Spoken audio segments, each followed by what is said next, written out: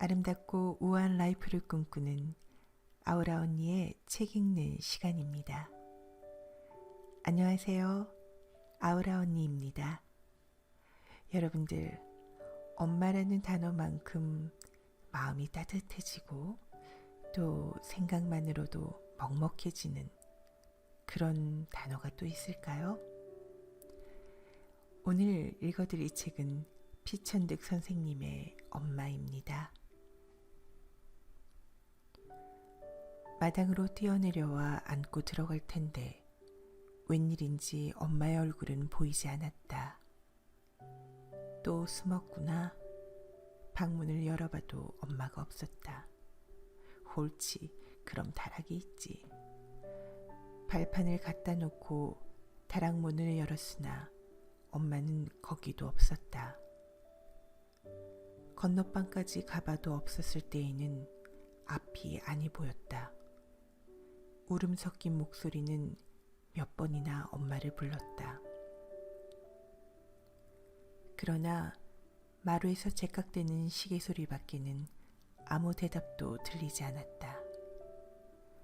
나는 두 손으로 턱을 괴고 주춧돌 위에 앉아서 정말 엄마 없는 아이같이 울었다. 그러다가 신발을 벗어서 앉고 벽장 속으로 들어갔다. 나는 그날 유치원에서 몰래 빠져나왔었다.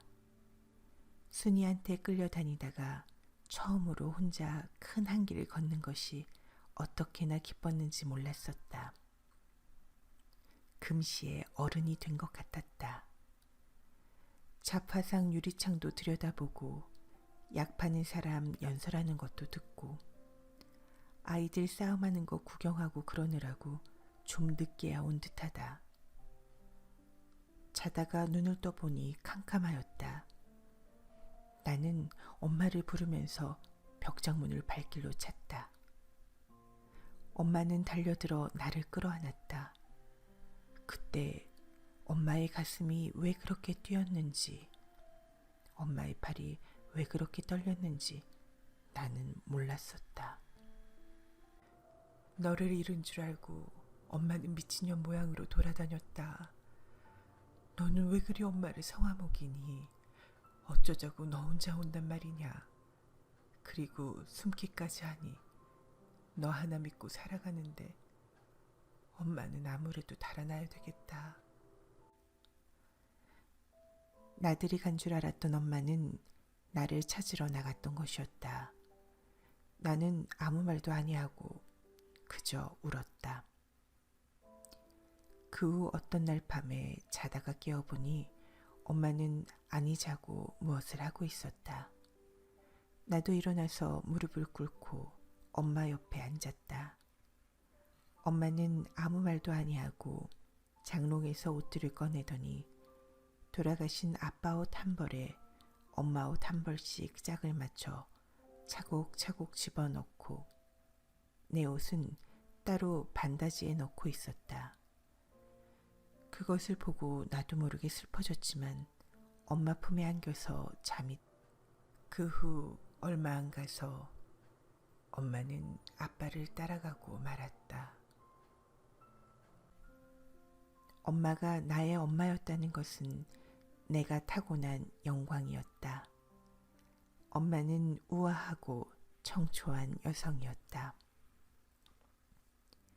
그는 서화에 능하고 검은고는 도에 가까웠다고 한다.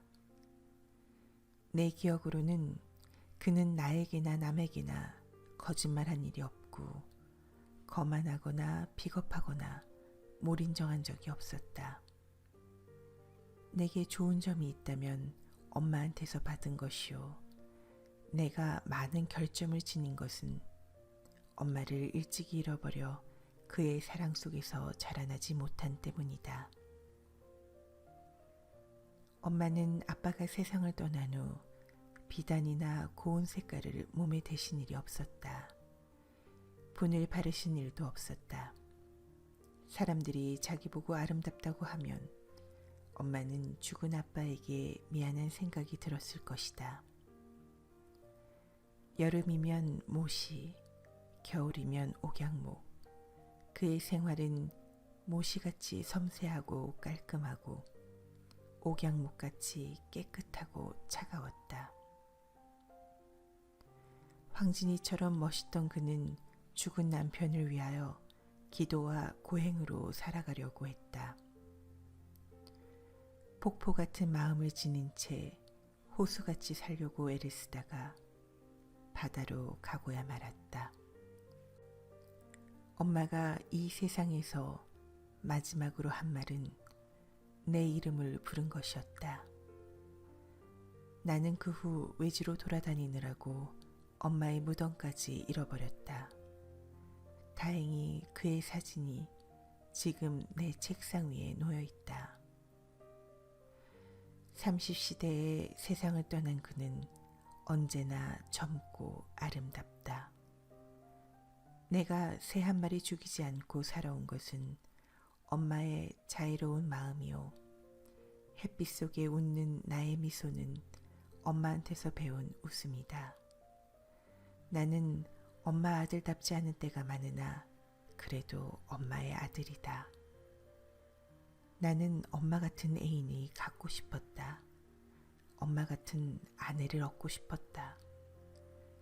이제 와서는 서영이나 아빠의 엄마 같은 여성이 되기를 바랄 뿐이다. 그리고 또 하나 나의 간절한 희망은 엄마의 아들로 다시 태어나는 것이다. 꼭꼭 숨어라 머리카락 보인다.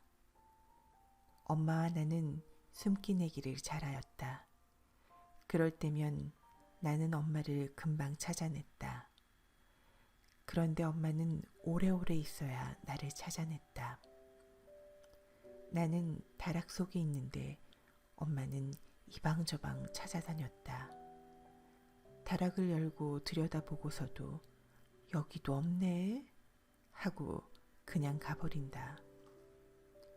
광에도 가보고 장독 뒤도 들여다보는 것이 아닌가. 하도 답답해서 소리를 내면 그제서야 겨우 찾아냈다. 엄마가 왜 나를 금방 찾아내지 못하는지 나는 몰랐다. 한 번은 글방에서 몰래 도망왔다. 너무 잃은 것 같아서 한 길을 좀 돌아다니다가 집에 돌아왔다. 내 생각으로는 그만하면 상당히 시간이 지난 것 같았다. 그런데 집에 들어서자 엄마는 왜 이렇게 일찍 왔느냐고 물었다. 어물어물했더니 엄마는 회초리로 종아리를 막 때린다. 나는 한나절이나 울다가 잠이 들었다. 자다 눈을 뜨니 엄마는 내 종아리를 만지면서 울고 있었다. 왜 엄마가 우는지 나는 몰랐다. 나는 글방에 가기 전부터 추상화를 그렸다. 엄마는 그 그림에 틀을 만들어서 벽에 붙여놓았다. 아직 우리나라에는 추상화가 없을 때라 우리 집에 오는 손님들은 아마 우리 엄마가 좀 돌았다고 생각하였을 것이다. 엄마는 새로 지은 옷을 내게 입혀보는 것을 참 기뻐하였다. 옷 입히는 동안 내가 몸을 가만두지 않는다고 야단이었다. 작년에 접어 넣었던 것을 다 내어도 길이가 작다고 좋아하였다. 그런데 내 키가 지금도 작은 것은 참 미안한 일이다. 밤이면 엄마는 나를 데리고 마당에 내려가 별 많은 하늘을 쳐다보았다. 북두칠성을 찾아 북극성을 가르쳐 주었다. 나는 그때 그것을 이해할 수가 없었다. 불행히 천문학자는 되지 못했지만 나는 그 후부터 하늘을 쳐다보는 버릇이 생겼다. 엄마는 나에게 어린 왕자 이야기를 하여 주었다. 나는 왕자를 부러워하지 않았다. 전복을 입고 복권을 쓰고 다니던 내가 왕자 같다고 생각하여서가 아니라 왕자의 엄마인 황후보다 우리 엄마가 더 예쁘다고 믿었기 때문이었다. 그렇게 예쁜 엄마가 나를 두고 달아날까봐 나는 가끔 걱정스러웠다. 어떤 때는 엄마가 나를 버리고 달아나면 어쩌느냐고 물어보았다. 그때 엄마는 3번이나 고개를 흔들었다. 그렇게 영영 가버릴 것을 왜 3번이나 고개를 흔들었는지 지금도 나는 알 수가 없다.